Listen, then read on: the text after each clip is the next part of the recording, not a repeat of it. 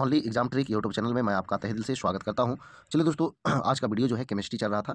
ये जो है बहुत ही जल्द समाप्त होने वाला है। केमिस्ट्री बायोलॉजी का पूरा हम वीडियो दे चुके हैं। केमिस्ट्री भी लगभग समाप्त होने वाला है। उसके बाद जो फिजिक्स जो बचा हुआ है उसको हम पूरा करेंगे। तो देखिए, आज का टॉपिक जो है पर्यावरण रसायन से संबंधित है, इन्वायरमेंटल केमिस्ट्री से संबंधित है। तो चलिए, इसमें सभी प्रश्न जो भी हैं वो सभी के सभी किसी न किसी एग्जाम में पूछे गए हैं। तो चलिए, हम रिवीजन के तौर पर ये सारा वीडियो आपको दे रहे हैं ताकि जल्दी से रिवीजन करें और अपने एग्जाम में बेहतर से बेहतर करें।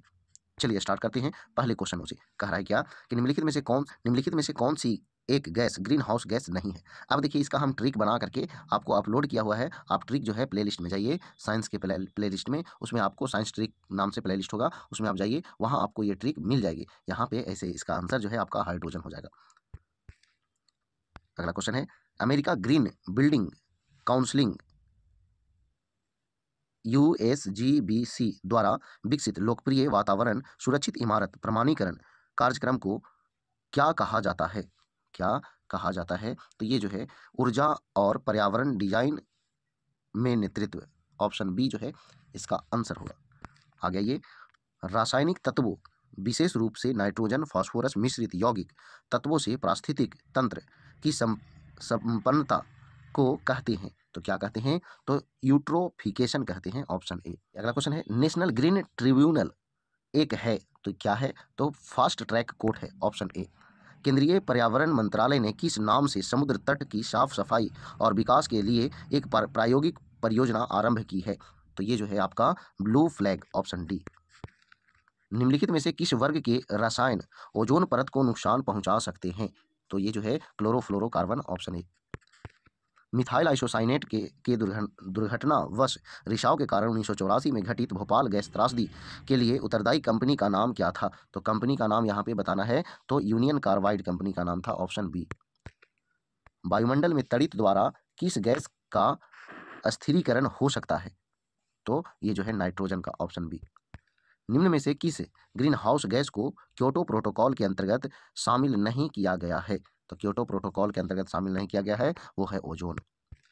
सूर्य की रोशनी की उपस्थिति में किसी पदार्थ की नए पदार्थों में अपघटन की प्रक्रिया क्या कहलाती है? तो ये जो है प्रकाश अपघटन कहलाती है, ऑप्शन ए। आगे देखिएगा, रासायनिक उर्वरक उपज में सुधार करते हैं, लेकिन कुछ मौसमों के बाद मिट्टी की निम्न गुणवत्ता के कारण उपज कम हो जाती है। मिट्टी की गुणवत्ता में सुधार के लिए निम्नलिखित में से क्या उपयोग किया जा सकता है?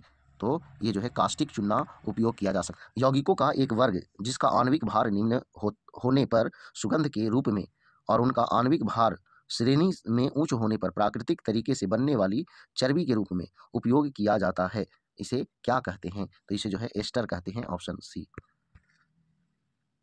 मलक जल के अवायुजीवी उपचार के कारण की विमोचन होगी? तो ये सभी की विमोचन होगी, केवल कार्बन डाइऑक्साइड, केवल मीथेन, केवल हाइड्रोजन सल्फाइड, तो ये सभी का विमोचन होगी, ऑप्शन डी आंसर हो जाएगा। आगे देखिएगा, सूक्ष्म जीवों द्वारा प्राकृतिक तरीके से सड़नशील होने वाले जैविकों को विघटित करने के लिए आवश्यक ऑक्सीजन की मात्रा को कहा जाता है? तो क्या कहा जाता है? तो यहाँ पे जैव रासायनिक ऑक्सीजन की मांग, ऑप्शन सी। सेल और वसा को बासी होने से किस प्रक्रिया द्वारा नियंत्रित किया जा सकता है? तो ये जो है ऑक्सीकरण प्रक्रिया द्वारा नियंत्रित किया जा सकता है। इनमें से कौन सी एक ग्रीन हाउस गैस नहीं है? देखिए, इस तरह का क्वेश्चन जो है पहले भी आ गया है, तो इसमें जो है आपका आंसर हो जाएगा नाइट्रोजन। बाकी सभी है, ट्रिक जा करके प्लेलिस्ट में खोजिए। ग्रीन हाउस में पौधे में प्रकाश संश्लेषण को बढ़ाने हेतु पैराफिन प्रज्वलित की जाती है, क्योंकि यह प्रदान करती है, तो यह क्या प्रदान करती है? तो कार्बन डाइऑक्साइड प्रदान करती है, ऑप्शन बी। अपकालिक अत्यंत तेज शोर के संपर्क में आने पर अचानक स्थायीकरण क्षति हो जाने की स्थिति को कहते हैं? तो क्या कहते हैं? तो ध्वनिक आघात कहते हैं, ऑप्शन ए। वातावरण में अम्लता मुख्य रूप से SOx और NOx के उत्सर्जन के कारण होती है। अम्लता के निर्माण में SOx और NOx के योगदान का प्रतिशत है, तो योगदान का प्रतिशत क्या है? क्रमशः 70 और 30%। जल उपचार संयंत्रों को मुख्य रूप से इस निर्धारित अवधि के लिए डिजाइन किया जाता है, तो ये जो है आपको 30 वर्ष की अवधि के लिए डिजाइन किया जाता है। निम्न में से किसका कणों और गैसीय प्रदूषण को हटाने के लिए प्रयोग किया जाता है? तो ये जो है आपका वेस्ट क्रवर बेस्ट क्रवर, ऑप्शन बी। शहरी वातावरण में शीशे का स्रोत है, शीशे का स्रोत है वो है सड़क यातायात से। ऑप्शन बी, यानी शहरी वातावरण में शीशे का स्रोत है तो सड़क यातायात से। आगे देखिएगा, पीने के पानी के लिए कुल घुलित ठोस काट अनुमेय वांछनीय मानक है तो क्या है, तो 500 मिलीग्राम प्रति लीटर। Option B. प्रदूषक बेंजो पायरीन के निरंतर संपर्क में आने के कारण हो सकता है तो क्या हो सकता है, तो फेफड़ों का कैंसर हो सकता है। Option D. अपनी प्रभावशीलता के घटते क्रम के अनुसार ग्रीन हाउस गैसें हैं तो घटते क्रम में सजाने वाला है। तो देखिए यहाँ पे आंसर ऑप्शन बी हो जाएगा, कार्बन डाइऑक्साइड, उसके बाद मीथेन, उसके बाद N2O, उसके बाद CFC। आगे आइए, सतही जल में घुली गैसों के स्वाद और गंध की मौजूदगी को किससे हटाया जा सकता है, तो इसे जो है वायु संचरण से हटाया जा सकता है।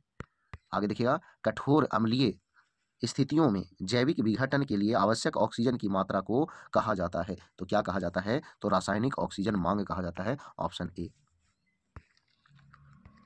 प्रकाश रासायनिक धुंध है, प्रकाश रासायनिक धुंध है तो क्या है, द्वितीयक प्रदूषक। ऑप्शन सी।